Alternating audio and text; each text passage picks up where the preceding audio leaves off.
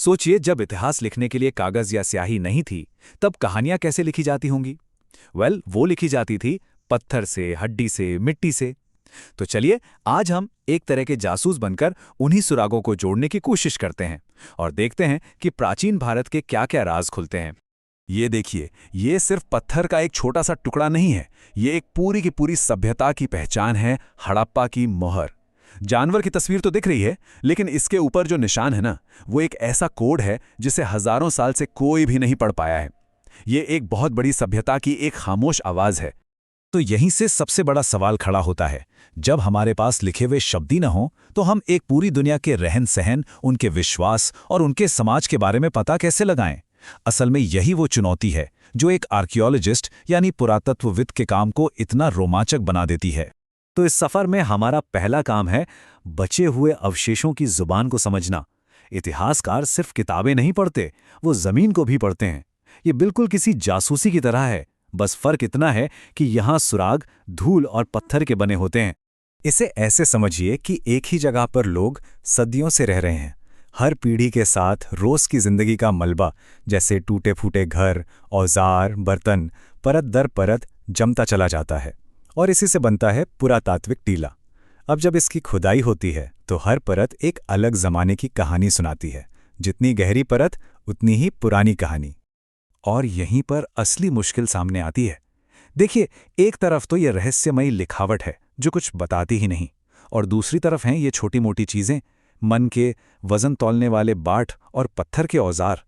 हैरानी की बात है कि उस लिपि से ज्यादा इन मामूली चीजों ने ही हमें उनकी जिंदगी की पहली ठोस जानकारी दी। लेकिन शुरुआती खोजें हमेशा सही रास्ते पर नहीं ले जाती हैं। अलेक्जेंडर कनिंघम, जिन्हें भारतीय पुरातत्व का जनक भी कहा जाता है, इन मोहरों का असली मतलब समझ ही नहीं पाए। क्यों? क्योंकि वो ये मानकर चल रहे थे कि भारत का इतिहास गंगा घाटी से शुरू होता है। तो ये चीजें उनकी टाइमलाइन में फिट ही नहीं हो रही थीं।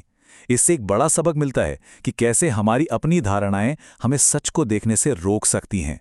तो फिर पुरातत्ववेदों ने दूसरे सुरागों को देखना शुरू किया, जैसे कि लग्जरी की चीजें। अब ये छोटा सा बर्तन देखिए, ये फेयॉन्स का बना है, एक ऐसा मटेरियल जिसे बनाना बहुत मुश्किल और खर्चीला होता था। तो ये सिर्फ एक कप नहीं था, ये उस जमाने में एक स्टेटस सिंबल था। और ये कोट उसी बात को पुख्ता करता है। जब खोज करने वालों ने देखा कि फेयॉन्स और सोने जैसी कीमती चीजें सिर्फ मोहनजोदारो और हड़प्पा जैसे बड़े शहरों में मिल रही हैं, तो उनके हाथ मानो एक नक्शा लग गया समाज में मौजूद असमानता का। ये बिल्कुल साफ था कि हड़प्पा समाज में एक अमीर तबका था जो सत्ता के बड़े केंद्रों में रहता था। चलिए, अब हम हड़प्पा के उस दौर से आगे बढ़ते हैं जब लिखावट नहीं थी, और एक ऐसे दौर में आते हैं जहां हमें लिखे हुए सबूत मिलने शुरू हो जाते हैं। ये इतिहास में एक बहुत बड़ा मोड़ था। ये जो टाइमलाइन है ना, ये एक बहुत बड़े गैप को दिखाती है।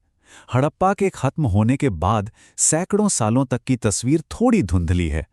फिर इतिहास की राख से नए और ताकतवर साम्राज्य खड़े हुए, जैसे कि कुषाण और गुप्त साम्राज्य। इन्होंने ही भारत के अगले महान युग की नींव रखी। अब इस तुलना को देखिए कि इतिहासकारों के लिए सबूत कितने बदल गए। हड़प्पा के बारे में जानने के लिए हम खामोश चीजों पर निर्भर हैं, मिट्टी के बर्तन, औजार और शांत शहर।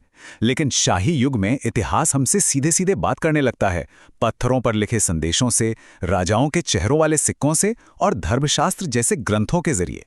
पहली शताब्दी ईस्वी ये एक टर्निंग पॉइंट था। इसी समय कुषाण राजाओं ने भारत में पहली बार सोने के सिक्के चलाए। ये सिर्फ पैसा नहीं था, ये ताकत का एक ऐलान था, इंटरनेशनल ट्रेड का एक जरिया था और एक नए अमीर युग की शुरुआत का पक्का सबूत था।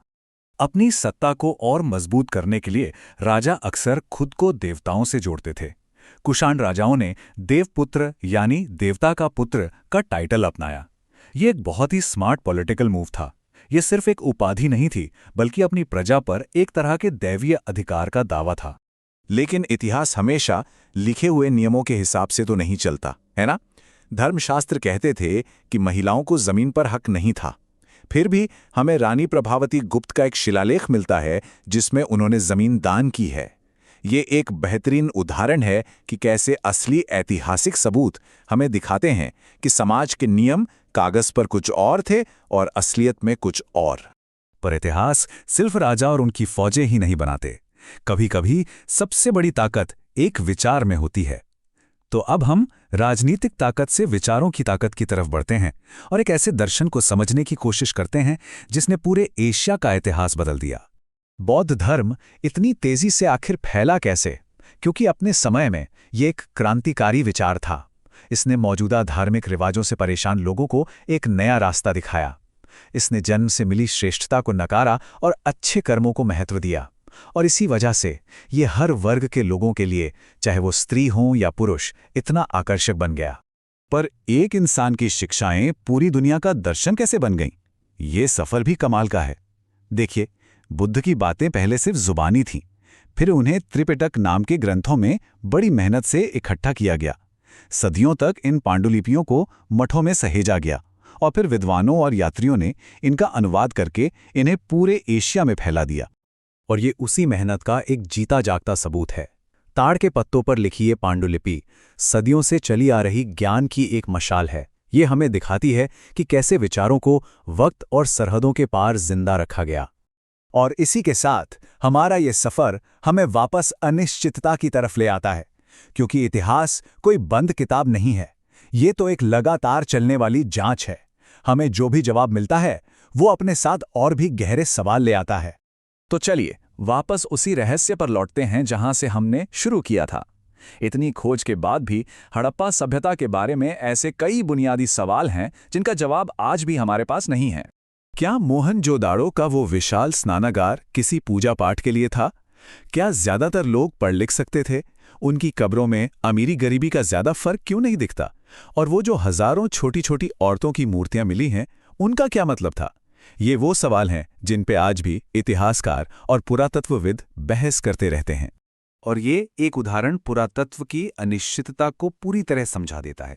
कुछ छोटे कोन के आकार के पत्थर मिले। कुछ का कहना था कि ये लिंग प्रतीक हो सकते हैं, लेकिन एक पुरातत्वविद अर्नेस्ट मैके ने एक और संभावना बताई। क्या हो अगर ये सिर्फ किसी बोर्ड गेम की गोटियां हों? एक सवाल और सब कुछ बदल जाता है। जो हमें पवित्र लग रहा था वो शायद रोजमर्रा का खेल हो। तो सबसे बड़ा सबक यही है कि इतिहास एक जगह ठहरावा नहीं है। हर नई खोज, हर नई व्याख्या अतीत की हमारी समझ को बदल देती है। अतीत की कहानी पूरी लिखी नहीं जा चुकी है, ये तो हमेशा लिखी जा रही है। और क्या पता, सबसे बड़े राज तो आज भी हमारे पैरों के नीचे ही दबे हों, अपनी खोज का इंतजार करते हुए।